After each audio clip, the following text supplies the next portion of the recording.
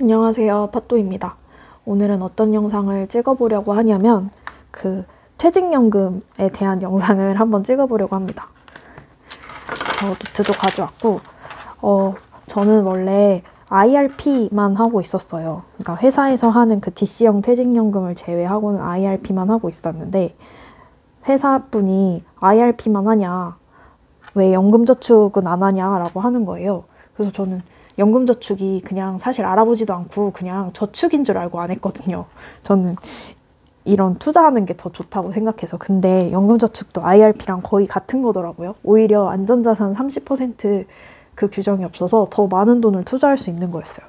그러면 조금 설명을 한번 해보면, 먼저 IRP라는 게 있고 연금저축이라는 게 있고 그리고 ISA라는 게 있어요.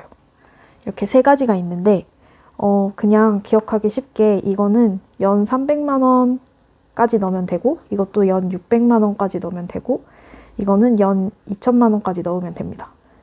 당연히 이거를 다 빡빡하게 넣기는 그렇게 쉽진 않을 것 같아요. 그래가지고 이거 그냥 이게 한도라고 생각하고 이거에 못 미치게 넣으면 됩니다. 왜냐면 이거 두 개 같은 경우에는 넣은 금액에 대해서 세액공제를 해주거든요.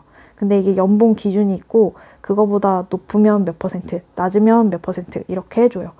그래서 아마 70몇만 원? 이거 두 개 다 했을 때 70몇만 원이 아닌가? 아무튼 100만 원가량 세액공제가 됩니다. 세액공제는 많이 되면 될수록 좋은 거니까.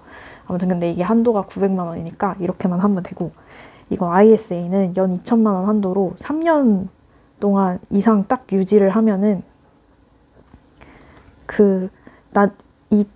이 세금을 원래는 막 15.4%를 내던 세금을 비과세 혜택 200만 원 또는 400만 원 해주고, 그 나머지 세금 내야 될 금액에 대해서 9.9%만 해줍니다.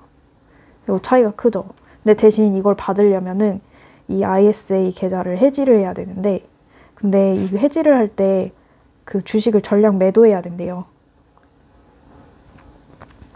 이런 단점이 있긴 합니다. 근데 나는 내가 A라는 주식을 사서 이게 수익률이 100%가 돼서 이걸 되게 흐뭇하게 보고 싶어, 이게 아니면은 제 생각에는 이거 그냥 유지하다가 3년 그날 해지하자마자 바로 계좌 개설해서 새로운 계좌로 다시 똑같이 그냥 매수를 하면 될 것 같아요. 수익률은 0%겠지만 어쨌든 내 돈은 증가를 한 거니까요.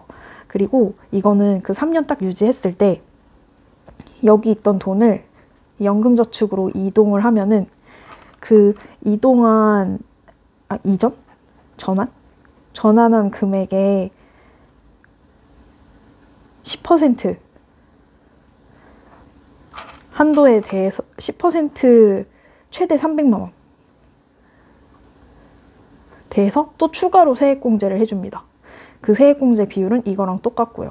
이 900만 원의 한도에 포함되지 않는 거라서 플러스 알파가 더 생기는 겁니다. 그래서 전환을 할 때 3천만 원 이상만 여기다가 넘기면 돼요.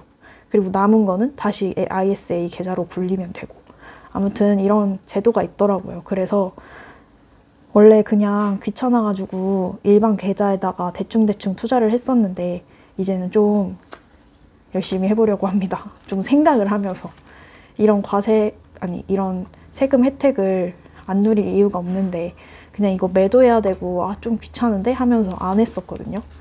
근데 좀 정신을 차리고 해보려고 하고, 오늘 재밌는 일이 있었는데 레드캡 투어라는 회사가 있었어요.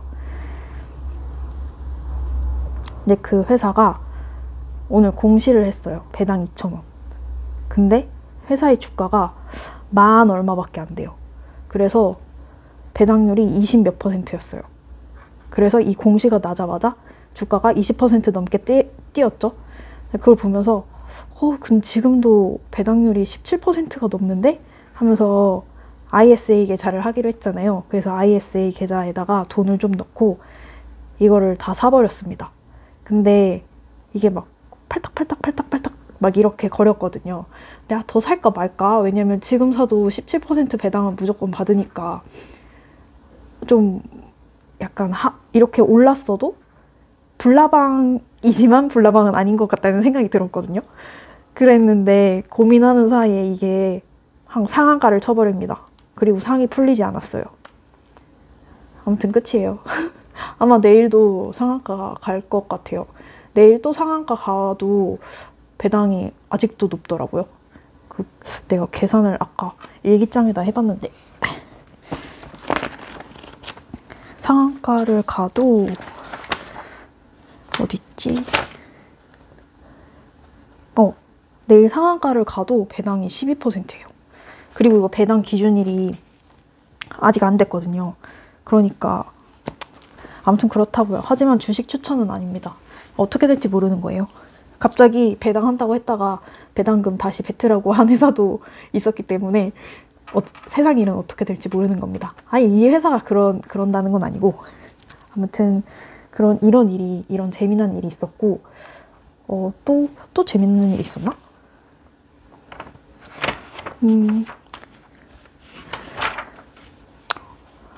그냥 요즘에는 그냥 한화 이름 붙으면은 다 올라가는 장세인데 저는 한화가 하나도 없어요. 그래가지고 저는 심심합니다.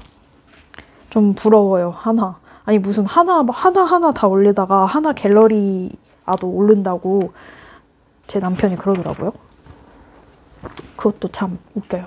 이거 레드캡 투어 이게 이거 정확한 그게 기억이 안 나네.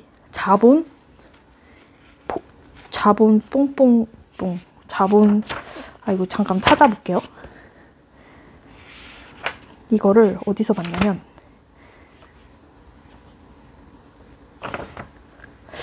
자본 뭐뭐뭐를 이익잉여금으로 전환을 한 다음에 이거를 배당 재원으로 쓸 수 있거든요. 그러면 배당세가 15.4%가 나오는데 이렇게 하면은 배당 이거 소득세를 안 낸대요. 그러니까 소액주주 입장에서는 되게 좋은 거예요.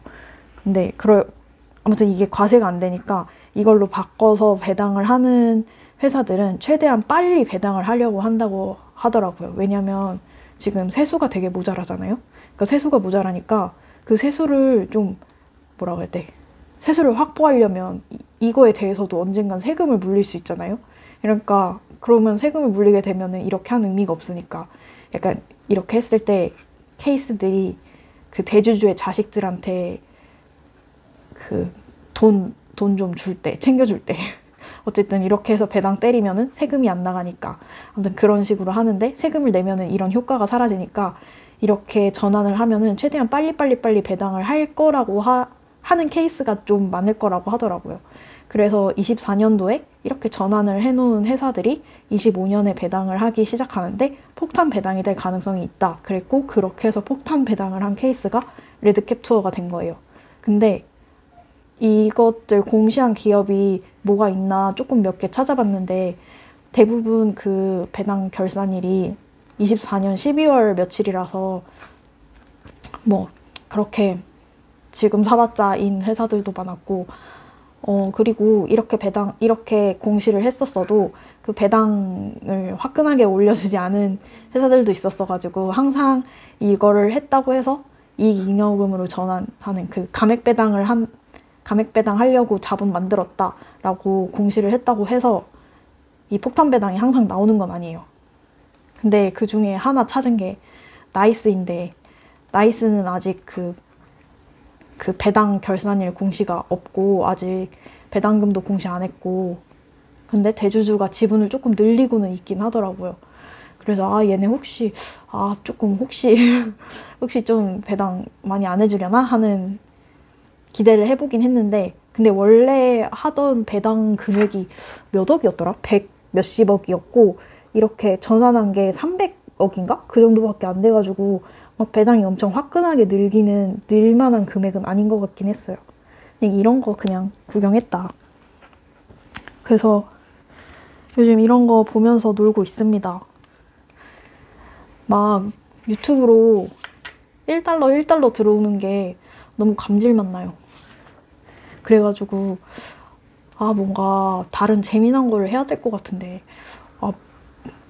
제 컨텐츠로 뭘 재밌는 거 할 게 없네요. 제가 인생을 재미없게 살아가지고. 아무튼 재밌게 놀고 있어요. 제가 공부한 노트 보여드릴까요? 재밌는 이 A5 미도리 노트에다가 이렇게 하면서 노는 거예요.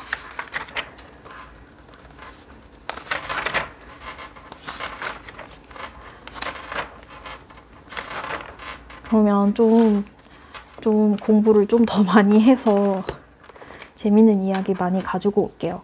그럼 안녕히 계세요. 뿅.